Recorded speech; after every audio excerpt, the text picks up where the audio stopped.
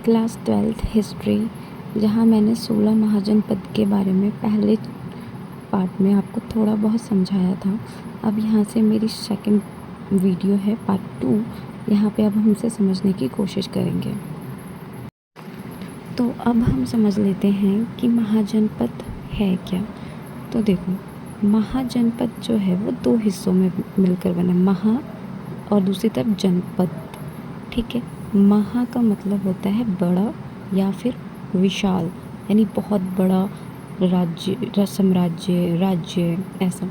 जनपद का मतलब होता है स्थान जहाँ पर लोगों के द्वारा पहले पाँव के निशान पड़ गए हों और धीरे धीरे लोगों ने वहाँ पर अपना रहना शुरू कर दिया होगा। ठीक है, इसलिए फिर वो क्या बने, विशाल स्थान बन गए, इसलिए उन्हें महाजनपद कहा गया, क्योंकि वो राजनीतिक तौर पर, आर्थिक तौर पर वो ज़्यादा विकसित होते चले गए थे, इसलिए वो महाजनपद कहलाए। तो महाजनपद क्या है? बड़े जनसंख्या का स्थायी राजनीतिक राज्य जहाँ पर संगठित समूह में शासन किया जा सके, यानी कि बहुत बड़े विशाल रूप से जो जनता का समूह है वो कहीं क्षेत्र में या किसी स्थान पर राजनीति करता है, संगठित शासन व्यवस्था रखता है, नियम कानून, कर व्यवस्था, नियमों से चलने वाला शासन व्यवस्था, जिसे महाजनपद कहा जाता है। महा क्यों बना? क्योंकि वो ताकतवर बनता चला गया, जनता का ऐसा समूह जो बहुत ताकतवर बना, राजनीतिक तौर पर, आर्थिक तौर पर, जो कर व्यवस्था लेकर आ रहा है, नियम कठोर बना रहा है। मान के चलिए एक ऐसा स्थान है जहाँ पे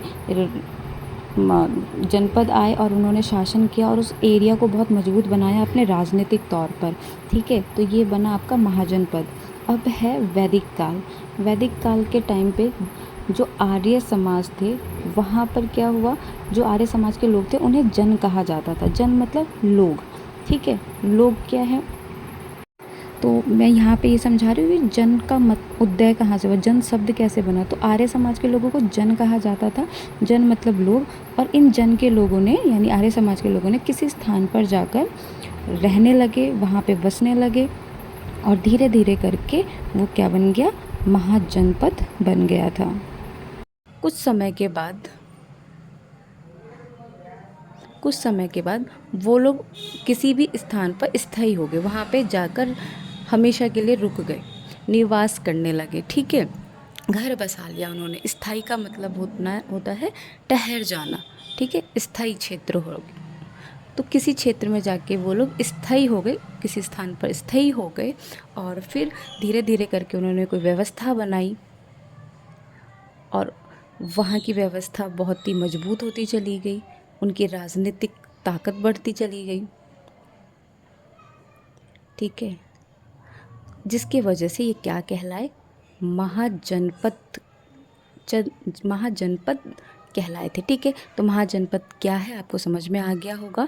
महाजनपद का मतलब होता है एक विशाल स्थान, और जनपद का मतलब होता है, देखो, जन का मतलब लोग और पद का मतलब पाँव, पाँव के जो पहला पाँव पड़ गया, पहला निशान पैरों का जहाँ पड़ गया, वो स्थान, वो क्षेत्र।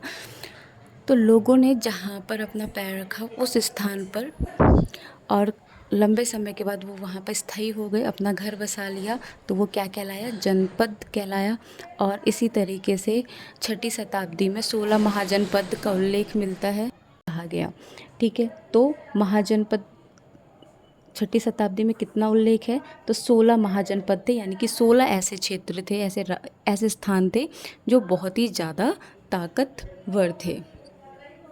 वो कौन कौन से थे, तो सबसे पहला आता है मगध, जो अभी हम नेक्स्ट में पढ़ेंगे। दूसरा आपको याद रखना है कौशल। तीसरा आपको याद रखना है वत्स। ठीक है, चौथा आपको याद रखना है अवती, और पांचवा आपको याद रखना है पंचाल।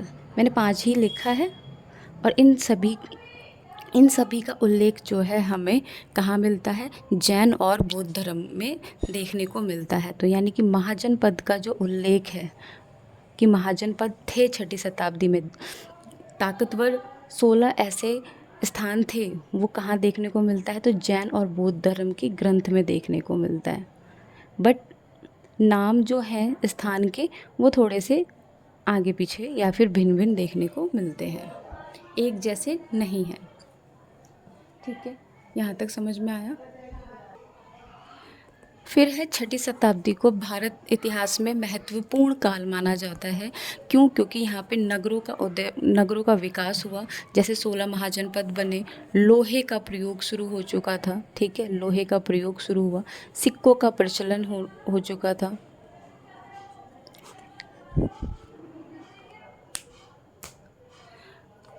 कृषि व्यवस्था यहाँ पे जो थी बहुत अच्छी हो चुकी थी, उपज अच्छी हो चुकी थी, जिसकी वजह से यहाँ पे क्या शुरू हुआ था, कर व्यवस्था शुरू हो गई थी, हाथी का प्रयोग हो चुका था, और कृषि के लिए सिंचाई का प्रबंध जो था वो नदियों से होता था। ठीक है, जिसकी वजह से 6ठी शताब्दी को सबसे महत्वपूर्ण काल माना जाता है। महाजनपद के साथ साथ हमें गण व संघ समूह भी देखने को मिलते थे। गण का मतलब होता है समूह शासन। ठीक है, समूह शासन। और संघ का मतलब होता है, संघ में देखो, संघ में मतलब क्या होता है, कोई एक नहीं होगा, बहुत सारे ग्रुप में होंगे, जिसलिए से क्या कहा जा सकता है, सभा। तो यहाँ पे भी क्या होता था, एक सभा के रूप में। ठीक, तो महाजनपद को छोड़ के देखो, गण और संघ, ये जो दो जगह थे, वहाँ पे क्या था, समूह शासन चलता था, समूह का शासन होता था। और समूह में प्रत्येक व्यक्ति को राजा कहा जाता था। ठीक है, प्रत्येक व्यक्ति को राजा कहा जाता था। तो अधिकांश महाजनपदों पर राजा का शासन होता था, लेकिन जो गण और संघ थे, ठीक है, उन राज्यों में लोगों का समूह का शासन होता था, यानी कि ग्रुप में शासन होता था। और इस समूह के प्रत्येक व्यक्ति को राजा कहा जाता था। यानी कि अगर 5 का ग्रुप है तो पांचों के पांचों जो लोग हैं वो सभी के सभी क्या कहलाएंगे, राजा कहलाएंगे। ठीक है, इस तरीके से था। मगर महाजनपद में क्या होता था, राजा ही शासन करता है, मगर गण और संघ में समूह शासन था। तो हमने क्या पढ़ा कि जो गण थे और संघ, ठीक है, इनसे कौन संबंध रखते थे, तो महावीर जैन, इनका भी संबंध गण से था। और गौतम बुद्ध जी का भी संबंध जो था, गौतम बुद्ध जी का भी संबंध जो था वो गण या संघ से था। इसके बाद हमने पढ़ा कि जितने भी महाजनपद थे सबकी राजधानी थी। ठीक है, सभी की राजधानी थी। जैसे फॉर एग्जाम्पल मगध, तो मगध की राजधानी क्या थी, पाटलिपुत्र।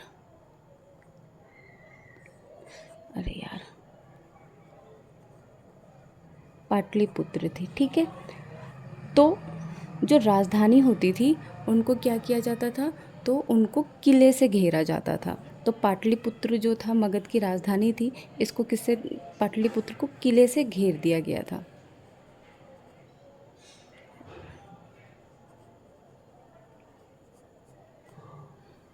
तो जो ये जो किला बनाते थे, तो इसके रख रखाव के लिए, इसके देख रेख के लिए भी क्या होता था, बहुत ज़्यादा खर्च होता था। इसके देख रेख के लिए भी खर्च होता था। और इसके देख रेख के लिए कौन थे, तो इसके देख रेख के लिए सेना रखी गई थी और नौकरशाही रखे गए थे।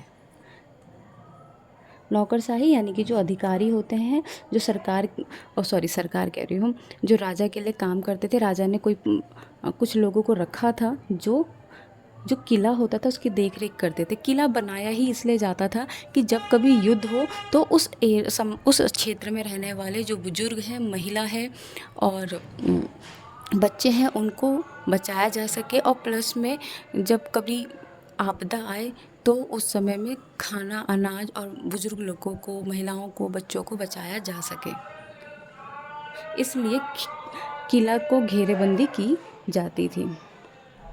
ठीक है, तो देख रेख सेना और नौकरशाही करती थी और इस किले बंद के लिए बहुत ज़्यादा आर्थिक खर्च भी होता था।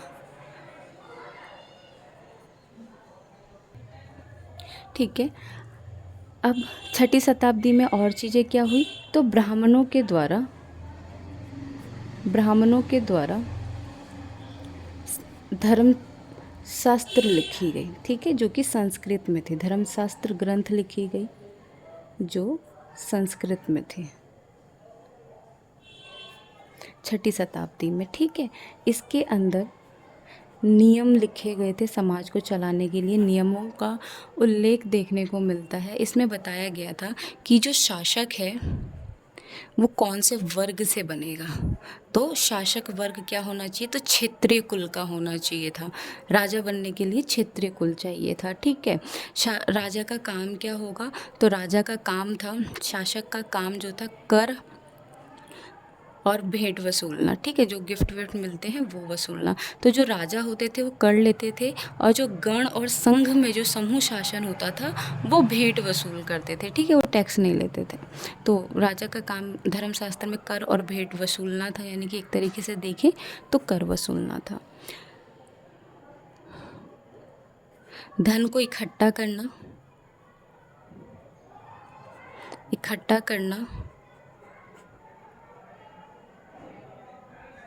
और धन कैसे इकट्ठा करना है, तो कर हो गया, ठीक है, कर व्यवस्था हो गई। दूसरे राज्यों पर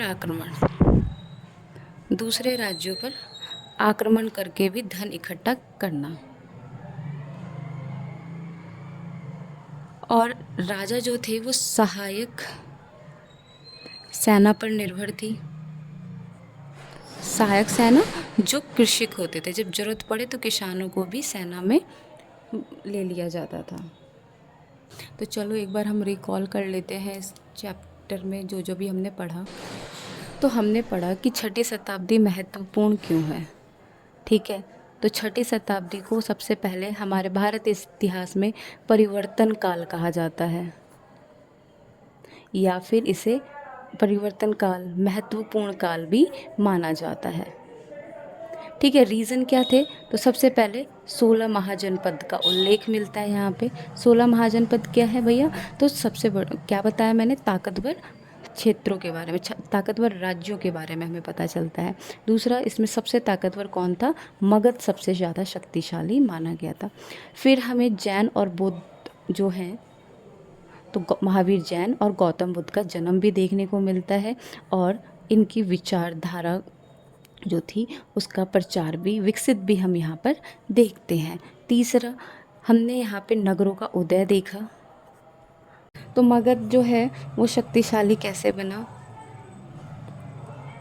इसके बारे में प्रश्न पूछे जाते हैं। तो सबसे पहले हम लिखेंगे जो मगध है 6ठी शताब्दी से लेके 6ठी शताब्दी से 4ठी शताब्दी ईसा पूर्व,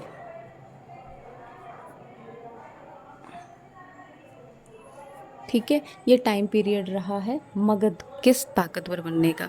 6ठी शताब्दी ईस्वी से लेके 4ठी शताब्दी ईसा पूर्व के बीच में जो मगध था वो सबसे ज़्यादा ताकतवर बना था, शक्तिशाली बना था। 16 महाजनपदों में सबसे शक्तिशाली कौन था, तो मगध था। इसके पीछे बनने के क्या कारण थे, तो इसके पीछे बनने के निम्न कारण थे। सबसे पहला कारण था यहाँ पर कृषि व्यवस्था बहुत ज़्यादा अच्छी थी, ठीक है, मगध में कृषि व्यवस्था बहुत ही अच्छी थी। यहाँ पे उपज अच्छे होते थे। यहाँ पे लोहे के प्रयोग में क्या, फाल का प्रयोग किया गया कृषि के लिए, ठीक है, जिसकी वजह से हल, इन सब का प्रयोग किया गया, जिससे इनकी कृषि व्यवस्था जो थी वो बहुत अच्छी होती। लोहे के फाल और हल जब बनने लगे, यानी कि जब लोहा प्रयोग होने लगा, तो बहुत तेज़ी से कृषि अच्छी होने लगी, तरक्की होने लगी। और क्या कहते हैं, लोहे के प्रयोग से सैनिकों को बहुत ज़्यादा मदद मिलने लगी। अब वो अपने लिए, जैसे कि सर का मुकुट हो गया, या फिर हथियारों का प्रयोग करने लगे, अपने आप को बचाने के लिए प्रयोग करने लगे, ठीक है, जैसे कि एक त्रिशूल टाइप का जैसे होता है ना, भाला बोलते हैं, वो सब बनाने लगे। ठीक। और तीसरा हम यहाँ पे लिखेंगे कि लोहे के प्रयोग से ये चीज़ें भी हुई कि उपज बहुत होने लगी। ठीक है, जो बंजर ज़मीन थी उसे अच्छे से खोद कर वहाँ पर फसलें और अच्छी होने लगी। सामाजिक दृष्टि से दूसरे शब्दों में कहूँ तो समाज का विकास हो रहा था। ऐसे लोहे के प्रयोग आने से सामाजिक विकास शुरू हुआ। गंगा और जो सहायक नदियाँ थीं वो मगध को और भी ज़्यादा ताकतवर बनाती थी क्योंकि उन नदियों के माध्यम से क्या होता था कि लोग जो थे एक जगह से दूसरे जगह पे आ जा सकते थे, यानी कि आवागमन जो था उसका मार्ग था यहाँ पर। ठीक है, आवागमन का मतलब होता है कि आना जाना। और जो नदियाँ थी वो सिंचाई के लिए भी बहुत ज़्यादा महत्व थी। तो इस वजह से क्या था कि मगध जो था वो संपूर्ण संपन्न था, इसलिए वो और भी ज़्यादा ताकतवर था। मगध में लोहे के खदान जो आज झारखंड में है, ठीक है, लोहे के खदान थे।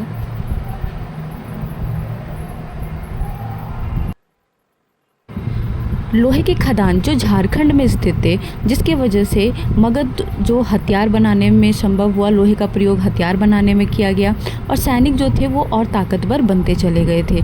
ठीक है, और जैन और बौद्ध धर्म की जन्मभूमि थी मगध, जिसके और ये दोनों के दोनों इन्होंने धर्म का प्रचार किया था, जो महावीर हैं ये सब, तो ये भी मगध को ताकतवर बनाता था। और यहाँ के प्रमुख जो ताकतवर राजा थे, एक का नाम था अजातशत्रु और दूसरे का नाम था बिंबिसार, जो कि बहुत ताकतवर राजा थे, जो मगध को और भी ज़्यादा पावरफुल बनाते हैं। फिर आता है आपका मगध की राजधानी। तो मगध की राजधानी स्टार्टिंग में राजगृह थी, जो राजाओं का घर कहा जाता है। फिर 4वीं शताब्दी में पाटलिपुत्र जो है वो मगध की राजधानी बन गई थी। ठीक है, तो अब हम पढ़ते हैं एक आरंभिक साम्राज्य, शुरुआत में जो राज्य बसे, जो नगर थे, उनके बारे में, साम्राज्य के बारे में। ठीक है, तो सबसे पहले हम मगध के ही बारे में पढ़ेंगे क्योंकि मगध एक पावरफुल कंट्री थी, राज्य था। तो इसमें क्या है कि मगध का विकास कैसे हुआ। तो मगध में मौर्य वंश आए, जिसके वजह से वो और भी ज़्यादा विकसित होता चला गया। ठीक है, तो मौर्य वंश की शुरुआत कैसे हुई तो देखेंगे। मगध के अंदर सबसे पहले पद्मानंद यानी कि नंद वंश का शासन हुआ करता था। ठीक है, नंद वंश ने यहाँ पे सत्ता हासिल करी और वहाँ का जो राजा था घनानंद, जो बहुत ही क्रूर था और वो ना अपनी प्रजाओं के ऊपर बहुत अत्याचार करता था। एक बार उसकी जो ब्राह्मण चाणक्य जी थे वो उनके मंत्रिमंडल में आते हैं, उनकी सभा में आते हैं और उनको आग्रह बताते हैं कि किस तरीके से मगध जो है उस पर अटैक हो सकता है, मगर वो उसका अपमान कर देते हैं। जिसके बाद चाणक्य जो हैं वो निश्चय करते हैं कि वो बदला लेंगे और वो चंद्रगुप्त को देखते हैं, उन्हें शिक्षा देते हैं, उनके गुरु चाणक्य बनते हैं और दक्षिणा में वो मगध को मांगते हैं। तो ठीक है, तो चंद्रगुप्त और घनानंद का युद्ध होता है, जिसके बाद चंद्रगुप्त मौर्य जो होते हैं वो इसमें विजय हो जाते हैं, जीत जाते हैं और इस तरीके से ठीक है मगध में मौर्य वंश की स्थापना होती है।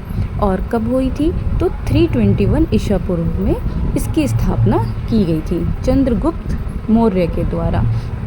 ठीक है, अब आगे हम देखते हैं मौर्य साम्राज्य के बारे में।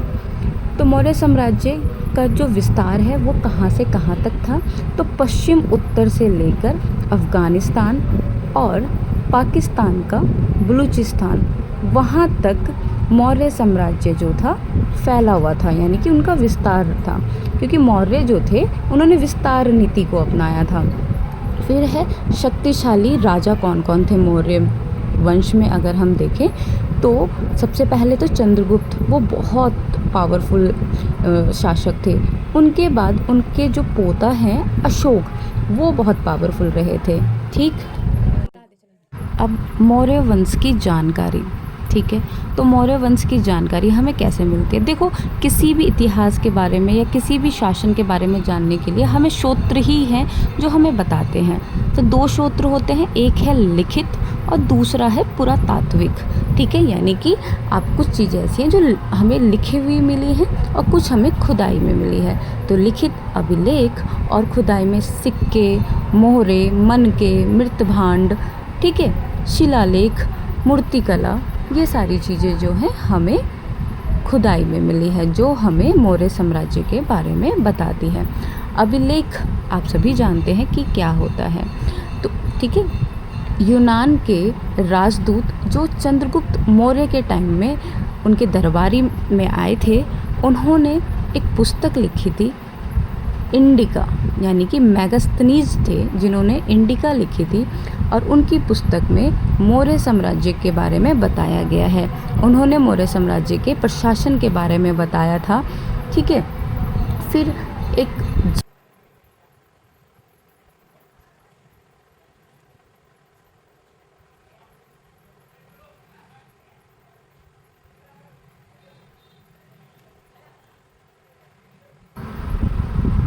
फिर चाणक्य जी के द्वारा अर्थशास्त्र पुस्तक लिखी गई थी। ठीक है, जिन्हें हम कौटिल्य के नाम से भी जानते हैं, और चाणक्य जो हैं वो चंद्रगुप्त मौर्य के गुरु थे। उन्होंने अर्थशास्त्र पुस्तक लिखी थी। ठीक है, जिसमें भी हमें मौर्य साम्राज्य के बारे में पता चलता है। फिर आती है जैन और बौद्ध धर्म की ग्रंथ, जो मौर्य समय के बारे में हमें बताती है। फिर संस्कृत की एक पुस्तक है, ठीक है, उसमें भी हमें मौर्य साम्राज्य के बारे में पता चलता है, उल्लेख मिल रहा है। ठीक है, तो ये सारे लिखित डॉक्यूमेंट हैं जो हमें मौर्य साम्राज्य के बारे में बताते हैं, ये सूत्र हैं। दूसरा पुरातात्विक, जैसे कि शिलालेख, जिसमें अशोक के द्वारा जो थे उन्होंने अभिलेख लिखवाए थे शिलालेख में, है ना। वो पहले ऐसे राजा थे जिन्होंने अपनी प्रजा के लिए प्राकृतिक भाषा में संदेश लिखवाते थे शिलालेख, जो हमें बहुत सारे मिले हैं। फिर उनकी मूर्ति कला हमें मिली है। तो ये सारी चीज़ें हैं जो हमें मौर्य के बारे में बताती है।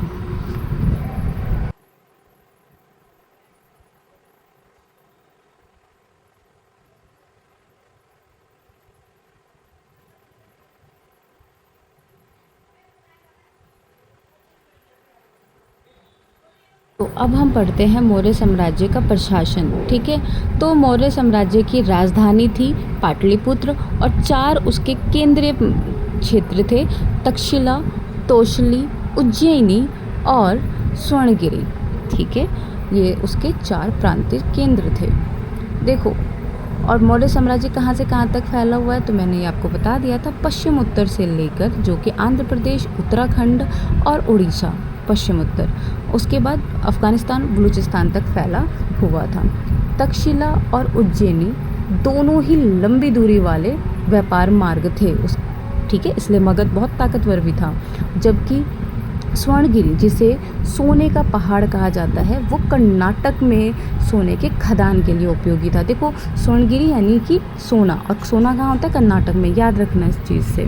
फिर है साम्राज्य का संचालन के लिए भूमि और नदी दोनों मार्ग से क्या होता था? आवागमन बना रहता था। यानी कि पूरे साम्राज्य को चलाने के लिए, उसका देखरेख करने के लिए क्या था कि भूमि पर भी और नदी के मार्ग से भी क्या थे, जो सेनाएं थी वो संचालन करती थी।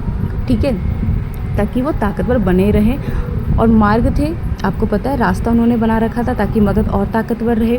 मौर्य साम्राज्य में सेना सुरक्षा का एक प्रमुख केंद्र था, यानी कि मौर्य की ताकत कौन थी? उसकी सेना। ठीक। दूसरा, मेगास्थनीज ने सैनिक गतिविधियों पर अपनी बात लिखी थी, उन्होंने बताया था कि पहला 6 उपसमिति थी और एक समिति थी। तो 6 उपसमिति में क्या क्या काम थे? पैदल सैनिक, ठीक है, घुड़सवारी, हाथियों की सेना थी, और यातायात के समय खान पीन की सेना थी, नौसेना थी, ठीक है, और रथ वाली सेना थी। ये सारी 6 उपसमितियाँ थीं। उसके बाद आपका आता है अन्य समितियाँ भी थी, जैसे कि उपकरण को ढोने के लिए, ठीक है, और दूसरा जो था वो सैनिक वो काम करती थी जो भोजन, जानवरों के लिए चारे की व्यवस्था करती थी। जो सैनिक होते थे उनके लिए भोजन, और जो जानवर होते थे उनके चारे के लिए, जैसे घोड़ा, हाथी, इन सब के लिए। फिर सैनिकों की देखभाल के लिए भी शिलाकारों की नियुक्ति होती थी। ठीक है। अशोक ने धर्म का प्रचार किया था। अशोक ने साम्राज्य की अखंडता को बनाए रखने के लिए धर्म का प्रचार किया, यानी कि एक टूटे ना उसके लिए धर्म का प्रचार किया था। धर्म का सिद्धांत बहुत ही साधारण और सार्वभौमिक रखा था, जो आसानी से लोग एक्सेप्ट कर लें। धर्म के माध्यम से संसार में जो भी यहाँ पर आए हैं उसके बाद भी उनके साथ अच्छा होगा। और धर्म के प्रचार के लिए महामात नाम के विशेष अधिकारी की नियुक्ति होती थी, जो धर्म का प्रचार करते थे। ठीक है। धर्म का सिद्धांत था बड़ों का आदर, ब्राह्मणों के प्रति व्यवहार अच्छा, गुरु के प्रति अच्छा व्यवहार, छोटों के प्रति अच्छा व्यवहार। यानी कि धर्म जो था, धर्म का पर्यायवाची था, जहाँ पर ये बताया गया था कि आपको अपने से बड़ों के प्रति अच्छे से रहना चाहिए और गुरुओं का सम्मान करना चाहिए। मौर्य साम्राज्य के बारे में महत्वपूर्ण बातें देखा जाए तो इतिहास में मौर्य साम्राज्य का प्रमुख समय माना गया, बहुत ही ताकतवर साम्राज्य माना गया है। 19वीं शताब्दी में भारत जब ब्रिटिश का गुलाम था, तब उस समय में उन्होंने मूर्तियों की अद्भुत कला देखी। मौर्य साम्राज्य के अभिलेख से पता चलता मौर्य साम्राज्य बहुत ही ज़्यादा ताकतवर था। उनके सिक्के और उनके बाद जो टाइम में जो राजा आए थे, उन्होंने अपने नाम के साथ उपाधि जोड़ी थी, मगर जो मौर्य वंश थे उन्होंने अपने नाम के साथ कोई उपाधि नहीं जोड़ी थी। ठीक है। इसके बाद देखो अभिलेख में क्या है कि बहुत सारे दान पत्र मिले हैं, जो कि ताम्रपत्र में लिखे गए थे, जिससे हमें मौर्य के बारे में पता चलता है। मौर्य साम्राज्य का जो है 150 वर्ष तक का समय रहा है, और दूसरी शताब्दी तक आते आते और भी उपमहाद्वीप में जो नए नए शासकों का उदय हुआ था, वो हम नेक्स्ट चैप्टर में पढ़ेंगे। अगर वीडियो आपको समझ में आई तो वीडियो को लाइक करें। Thank you.